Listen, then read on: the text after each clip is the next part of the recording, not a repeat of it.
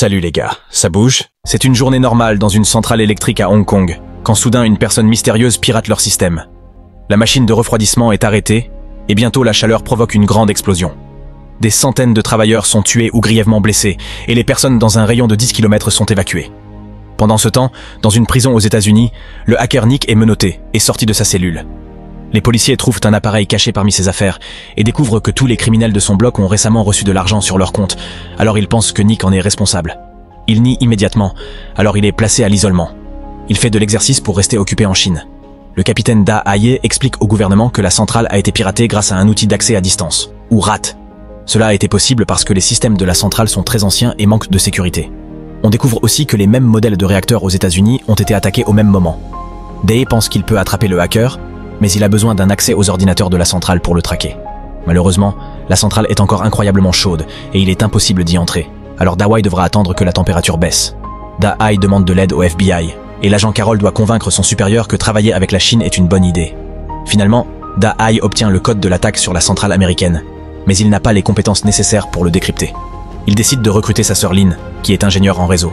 Cette nuit-là, la bourse du commerce de Chicago est également ciblée par le hacker, et tous les chiffres commencent à grimper à une vitesse folle. Le lendemain, le FBI organise une réunion pour analyser l'affaire, et en examinant le code, il conclut que le RAT a été écrit par 2 personnes. Day n'est pas impressionné par le rapport, car il est extrêmement basique, et demande à Carol de convaincre Nick de les aider. Nick a un long passé de vol bancaire par piratage, et Carol pense que c'est une idée horrible de lui faire confiance. Donc Dawei n'a pas d'autre choix que de révéler quelques secrets. La moitié du code RAT a été écrite par lui comme une blague pendant ses années d'université, et l'autre moitié a été écrite par Nick. Il semble que les hackers ont volé leur code et l'ont modifié pour mener les attaques. S'ils veulent attraper cette personne, ils auront besoin de celui qui comprend réellement le code. Un agent du FBI rend visite à Nick en prison, lui proposant de le libérer s'il les aide dans cette affaire. Cependant, Nick lit le document et remarque qu'il ne sera libre que pendant quelques semaines, alors il refuse de le signer. À la place, il propose un nouvel accord. S'il attrape le hacker, sa peine prend fin. S'il échoue, alors ils peuvent le renvoyer en prison. Le FBI est tellement désespéré qu'il accepte son marché, et Day vient chercher Nick pour des retrouvailles chaleureuses. Pendant leur vol, Dai montre à Nick le code modifié, et Carol le réprimande, car une partie de l'accord stipulait que Nick ne pourrait accéder aux ordinateurs que sous la supervision du FBI. Quelques instants plus tard, Nick est autorisé à consulter les terminaux de la bourse du commerce, qui dispose du pare-feu le plus sécurisé.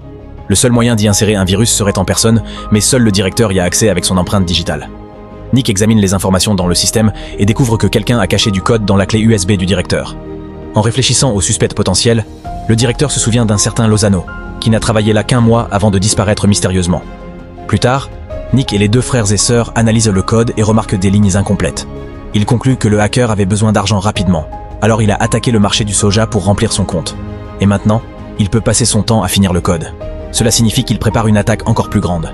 Pendant ce temps, le FBI repère Lozano sur les caméras de sécurité, et, en regardant ses tatouages, découvre qu'il fait partie d'un gang, et qu'il a falsifié son identité pour obtenir le poste. Envoyer un groupe d'agents pour le voir serait suspect, alors Nick et Lynn se portent volontaires pour lui parler. Bien que Nick reçoive un bracelet de surveillance à la cheville pour l'empêcher de s'enfuir, le duo entre dans l'appartement de Lozano pour le trouver mort, une aiguille dans le bras. Nick et Leanne inspectent les ordinateurs de Lozano et trouvent des appareils puissants qui cryptent toutes ses données et assurent son anonymat sans adresse IP. Le hacker a dû tout organiser pour lui. Un courriel mystérieux propose une rencontre, et Nick y répond pour confirmer l'heure et l'endroit. L'agent chargé de surveiller Nick tente de signaler ce qu'il se passe, mais il n'a aucun réseau, alors Nick prend son téléphone pour le réparer. Il profite de cette occasion pour modifier l'application qui surveille son bracelet électronique.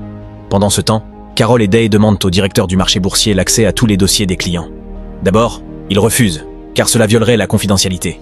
Mais il cède lorsque Carol menace de dire à la presse que son marché n'est plus sécurisé.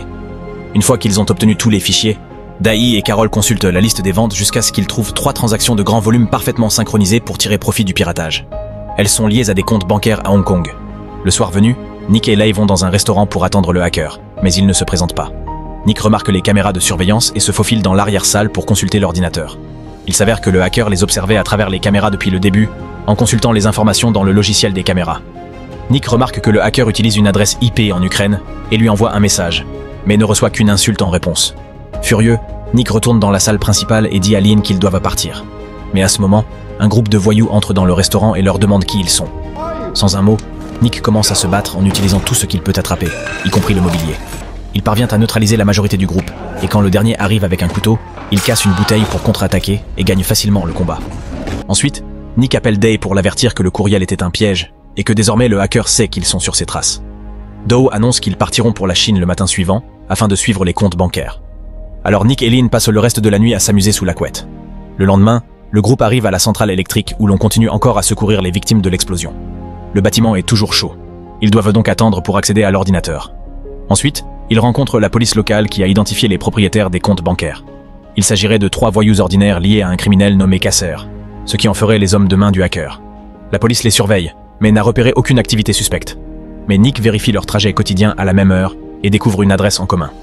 Dahai et Nick s'y rendent et trouvent une camionnette de police surveillant un trafiquant libanais. Ils consultent les enregistrements de la caméra embarquée et découvrent que les titulaires des comptes passent à cet endroit chaque matin, mais ne font que texter. Avec un téléphone en main, Nick inspecte la zone jusqu'à détecter un signal spécial et découvre un émetteur caché dans les buissons. Il le connecte immédiatement à un ordinateur et confirme que les 3 titulaires n'ont qu'à passer à proximité pour recevoir les messages du hacker, qu'ils peuvent ensuite effacer sans laisser de traces. Un peu plus tard, l'équipe remarque que l'argent dans les 3 comptes a été transféré, ce qui signifie que le hacker a encaissé ses gains. Lorsque Dow se précipite pour prévenir Nick, il découvre que ce dernier est en pleine intimité avec sa sœur. L'équipe part en hélicoptère à la poursuite de Kasser, et pendant le vol, Dawei demande à Nick de reconsidérer sa relation avec Liane, car il est possible qu'il retourne en prison. Quand ils arrivent sur les lieux, l'équipe découvre que les agents de surveillance ont été tués. Ils font irruption dans le bâtiment et fouillent chaque pièce, mais il semble que Kasser et ses hommes soient déjà partis. Un passage secret est dissimulé dans le sol, alors l'équipe descend pour poursuivre la recherche. Soudain, les criminels ouvrent le feu pour tuer les agents, qui répliquent immédiatement. Kasser est là aussi. Il attrape un agent pour s'en servir comme bouclier.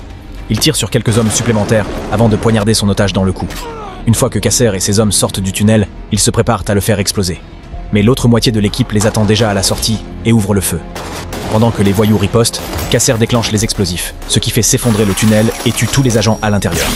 Privés de renfort, l'équipe à la sortie est submergée et d'autres agents tombent sous les balles pendant l'échange de tirs. Ils n'ont d'autre choix que de rester cachés derrière des conteneurs, Ce chaos donne aux criminels une ouverture pour fuir en bateau. Alors qu'ils s'éloignent en mer, Kasser, furieux, remarque qu'un de ses hommes est en train de mourir. Cette nuit-là, Kasser récupère un colis spécial de trafiquants sur un grand navire avant de retourner sur le continent. Pendant ce temps, Da apprend que la température à la centrale a suffisamment baissé pour qu'ils puissent y entrer sans mourir sur le champ. Il fait encore très chaud, alors ils enfilent des combinaisons hazmat et doivent agir rapidement. En pénétrant dans la salle des serveurs, ils découvrent encore des cadavres autour. L'un des agents s'effondre sous la chaleur, alors Nick ordonne à Day de l'évacuer pendant qu'il termine la mission. Il casse un boîtier d'urgence pour s'emparer d'une hache et commence à frapper les serveurs, provoquant des vibrations qui font tomber des morceaux du plafond. Nick continue jusqu'à ce qu'ils parviennent à ouvrir un serveur et à en extraire un disque dur. Ensuite, Nick et Day portent ensemble l'agent malade à l'extérieur. L'équipe d'urgence refroidit le disque et le connecte à un ordinateur, mais les fragments du logiciel malveillant qu'ils y trouvent sont trop corrompus pour être utiles. Nick se souvient alors que le gouvernement a pu récupérer ces données, même après qu'il ait tenté de les effacer lors de son arrestation. Carol admet qu'il existe un logiciel appelé Black Widow capable de faire le travail. Elle demande la permission à son supérieur, qui refuse catégoriquement de le prêter à la Chine ou à un criminel. Comme le logiciel permet un accès à distance, Nick se porte volontaire pour pirater le système gouvernemental et l'utiliser quand même. Carol, désespérée, accepte. Toute l'équipe, sauf Lynn, quitte la pièce pour pouvoir nier avoir été au courant si les choses tournent mal. Nick envoie un faux email au patron de Carol pour lui demander de changer son mot de passe. Son logiciel espion détecte le nouveau mot de passe, ce qui lui donne accès à Black Widow. Le groupe part dîner, ignorant qu'une personne les suit et dépose un dispositif sous leur voiture. Lorsqu'ils reviennent, Nick a trouvé l'adresse IP du hacker. Son serveur personnel se trouve en Indonésie, mais il est hébergé par une société réservée aux hackers, donc pratiquement inviolable. Leur seule option est de se rendre sur place et de récupérer les disques physiques. Carol ne pourra plus rien demander après avoir requis Black Widow, alors Dai promet d'intervenir auprès de ses supérieurs pour obtenir des visas et des badges pour l'Indonésie. Peu de temps après, Lien réussit à accéder au registre comptable de l'hébergeur et y repère des paiements vers un logiciel de location de satellites. Le hacker a acheté des images haute résolution de la côte malaisienne.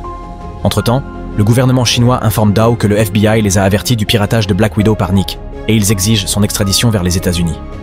Dai tente d'expliquer que sans Nick, il n'aurait jamais retrouvé la trace du hacker, mais ses supérieurs refusent de l'écouter. Le reste de l'équipe est autorisé à partir pour l'Indonésie, mais Nick doit être envoyé aux États-Unis dès le lendemain. DWI avertit Lynn par message, et elle s'enfuit aussitôt avec Nick. Carol reçoit un appel furieux de son supérieur. Elle tente de se justifier, mais reçoit l'ordre de remettre Nick aux autorités. Lorsqu'elle se rend dans sa chambre, il est déjà parti. Il réalise que Nick a modifié l'application du bracelet de surveillance et la répare rapidement pour obtenir sa position actuelle. Da-Hai retrouve Nick en secret pour lui dire que les Américains pensent que la Chine détient Black Widow à cause de lui. Il lui conseille de fuir et promet qu'ils se retrouveront en Indonésie. Lynn veut venir aussi, mais Nick juge cela trop dangereux. Ils se disputent jusqu'à ce qu'elle parte, bouleversée. Alors que Carol et un autre agent suivent la trace du bracelet, Lynn prend de l'avance et attend Nick et Da à l'aéroport. Nick a une discussion sérieuse avec elle, jusqu'à ce qu'elle comprenne qu'elle ne peut pas fréquenter un fugitif.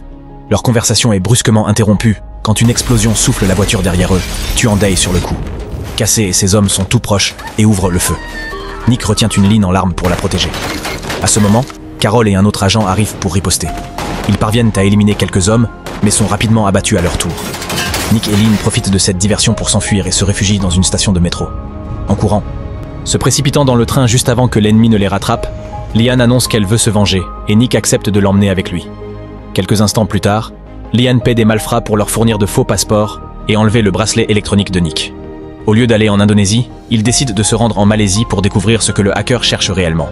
La police suit l'application du bracelet pour retrouver Nick. Cependant, celui-ci a déjà été jeté dans l'océan. En soudoyant le propriétaire d'un avion privé, Liane et Nick parviennent à s'envoler pour la Malaisie. Ils suivent les coordonnées des images satellites, mais la zone semble vide. Soudain, ils remarquent des escaliers cachés parmi les rochers et les gravissent jusqu'à trouver une trappe au sommet. Ils jettent un œil à l'intérieur et découvrent toutes les machines qui permettent au barrage local de fonctionner. Le modèle de la pompe à eau est identique à celui de la centrale électrique. Nick en déduit donc que le hacker veut saboter le barrage pour détruire les mines d'étain et faire fortune en spéculant sur les options d'achat d'étain. Les attaques précédentes n'étaient que des tests pour perfectionner le code. Quelque temps plus tard, le duo arrive en Indonésie et achète un tas d'outils qu'ils installent avec leurs ordinateurs dans leur chambre. Ensuite, Nick monte dans une voiture au sommet d'un parking et pousse une camionnette du toit pour la faire s'écraser sur le bâtiment de l'entreprise d'hébergement, causant de lourds dégâts. La zone est vite envahie par la police et les secours. Pendant que tout le monde est distrait par le chaos, Nick s'infiltre discrètement, connecte son ordinateur au serveur et télécharge des fichiers et des codes.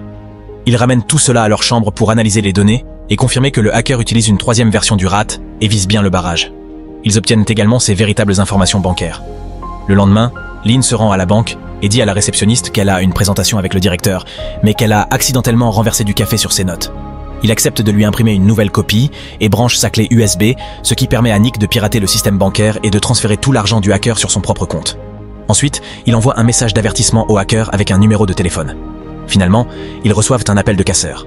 Cependant, Nick exige de parler au hacker et raccroche. Le téléphone sonne à nouveau. Cette fois, c'est Sadok, le véritable hacker et le supérieur de casseur. Nick fait semblant de vouloir s'associer avec Sadok et ils conviennent d'un rendez-vous. Anticipant un danger, Liane achète plusieurs articles dans un magasin et Nick fabrique une protection corporelle de fortune. Il cache aussi quelques outils pour se défendre. Nick demande à Sadok de venir uniquement avec Casseur. Cependant, celui-ci se présente avec tous ses hommes.